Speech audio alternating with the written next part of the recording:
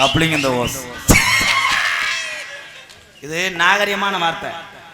முதல்ல போடா என் சூ மயனே அப்படி பேசக்கூடாது. இனிமேலாம் இன்னையிலேருந்து நடைமுறை கொண்டு வாங்க.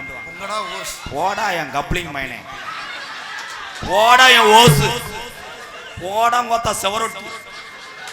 ஏய் அந்த பிள்ளைக்கு வர்ற சிமெண்ட் முடியும் ஒவ்வொன்னா உருவாக்கி விட்டேன்.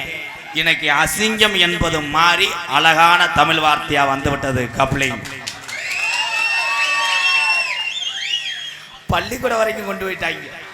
பயலுக பேக்க கொண்டு 2 பேரும் நடந்து போகுது. Coupling hose coupling hose coupling hose. படிச்சுட்டு போறேன். ஓஸ் என்பது என்ன, ஓஸ் என்பது என்ன, ஒரு குறிப்பிட்ட இடத்துக்குரிய அந்த இடத்தின் கப்ளிங் கொண்டு போய் சொருகுவதே ஓஸ் எனப்படும். இப்படி கிளம்பிட்டு வாத்தியாரு அங்கே எழுதி போன போதே ஓஸ் லென்த் 2 சென்டிமீட்டர், கப்ளிங்கே என்ன செய்வது, ஒல்லி டவர் கிடைக்காவிட்டால் பனைமரத்தில் ஏறி மச்சக்க வேணா வேமா சண்டை ஓடணும். ஒரு காசை வாங்கிட்டு நான் போகணும். அந்த அவன் இங்கேருந்து வந்தானே என் தம்பி தெரிஞ்சிட்டான். ஒன்னே மாதிரி ஒருத்தன் அங்கே முளைச்சிட்டான்.